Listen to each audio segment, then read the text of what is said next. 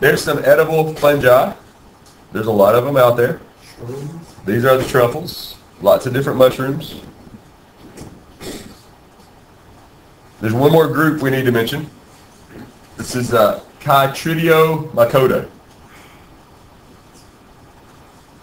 These things reproduce a lot like animals in that they make spores that are flagellated. Sort of look like sperm. And these spores can swim around. Most of the time, how do spores get around? Air. Most of the time they move by air. These don't. These can swim.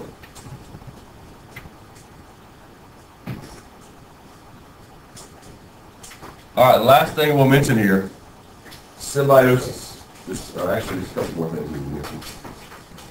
There are a lot of fungi that live in symbiosis with other organisms. We've been talking about this off and on all day today. Mycorrhiza, fungus, root. These are fungi that grow on plant roots. And it's a mutualistic thing. It's good for both. Because if they're growing all over the roots, what do they sort of do to the roots? It's like they make them bigger. They increase what about them? Surface area. And if a root seems to have more surface area, what can it probably do better? Get in more water, get in more nutrients. So the fungi help the plants absorb stuff better. And in return, what do they get for helping the plant? Sugar. That's it. Sort of is. It's mutualism, but it's sort of capitalistic, I guess you could say. There's two kinds of mycorrhiza, endo and ecto. What's endo mean? Inside. Inside. These actually grow into the root. They grow on the outside, but part of the fungus actually goes into the plant. Is it expelling it out, which makes it bigger? Right. I'm just saying that it starts out on the outside. It actually penetrates, if that was the plant, the fungus actually penetrates into the plant. And still a lot of it sticking on the outside. And then there's also ecto. This means they completely live where? Outside. Outside the root. They're on top of the root, but they don't penetrate the root at all. And then we've also got these things called lichens, which everybody in here has seen. These are the little greenish blue things that grow on the sides of trees. I mean, that kind of look like moss. Sort of. They sort of look like paper, almost. And I've got a picture of one I'll show you here in a second. But these are actually mostly fungus with a cyanobacteria living inside. Cyanobacteria are bacteria that can do what?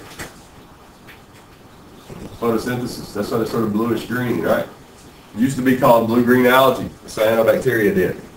So this is the deal where the fungus provides a home and some protection, and the bacteria, on the other hand, provide sugar, photosynthesis.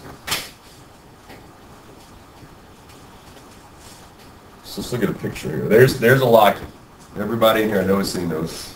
Is it bad if I touch that? No, those don't hurt you.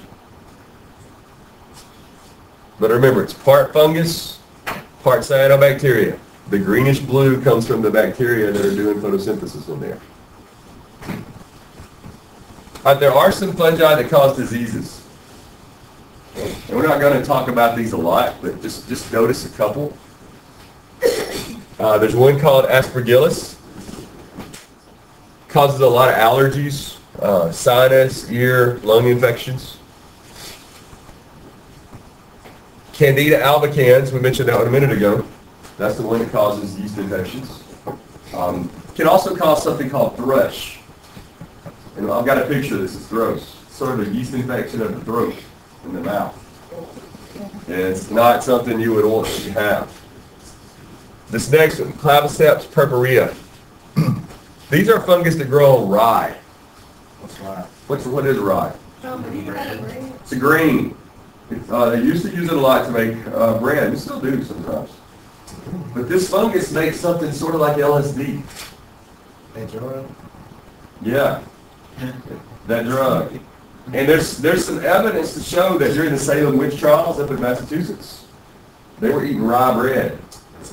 Rye bread that had been infected with this stuff. And that why they were seeing all that stuff and all that crazy stuff was happening, they were on LSD.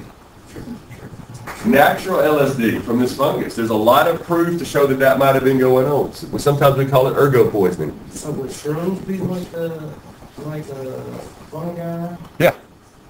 So that's what makes people like hallucinate and go all crazy?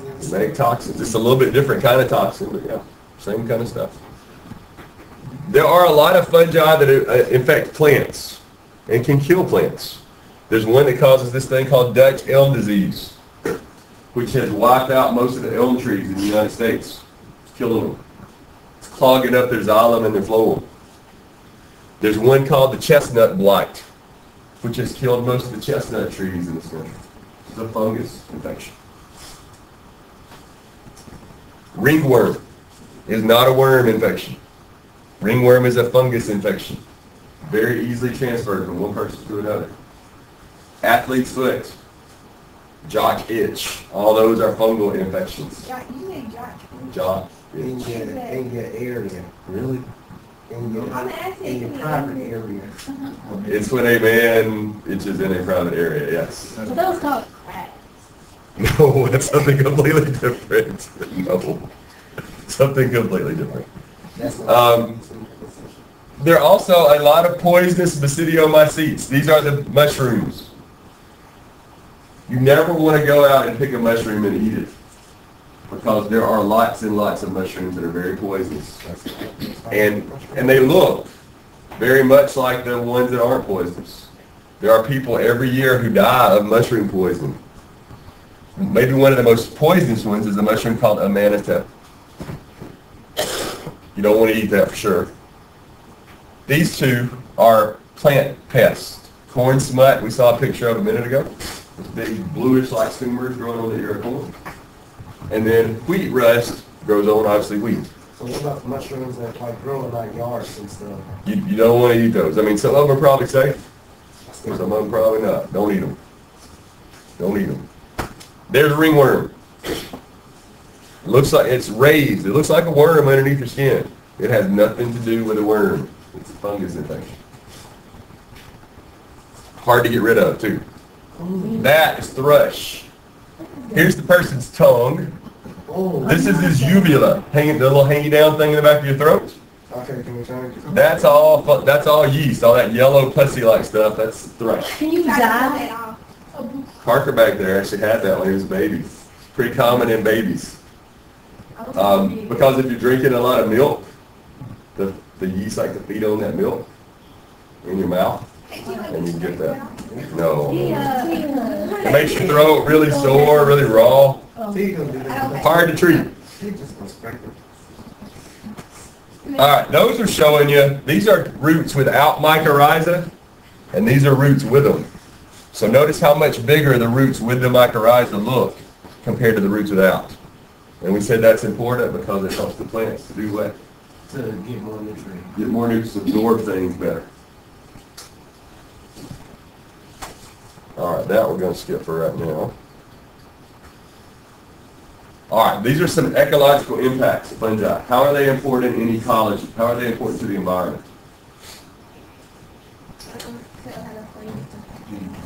Yeah, by far the most important thing they do in the environment is decomposition. They recycle minerals. Do they eat birds too? I don't know the answer to that. My guess would be no, since bones tend to hang around, but I'm not going to say no. For sure they would eat the bone marrow. There are some fungi, as we've said through this presentation, that are pathogens, make things sick. Plant pathogens like wheat rust, corn smut, Dutch elm disease, chestnut blight.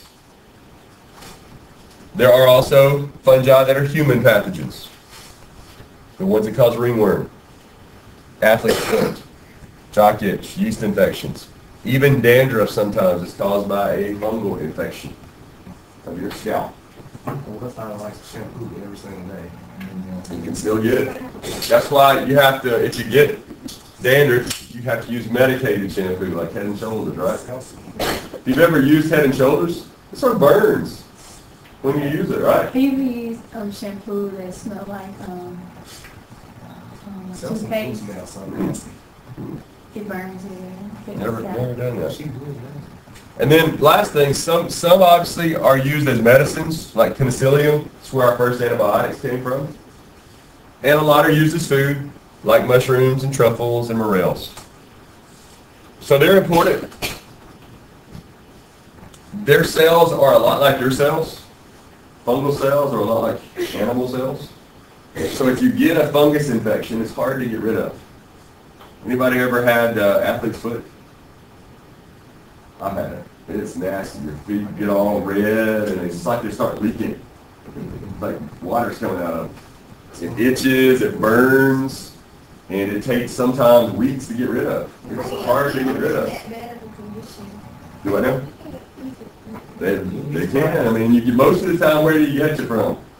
Locker room. Locker rooms, because these fungi growing on your feet give off spores as you're walking, and you leave the spores all over the floor, and then, yep, next person walks around and picks it up.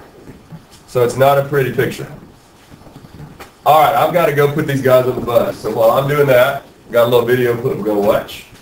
Let me go ahead and turn that on. Turn off my recording here.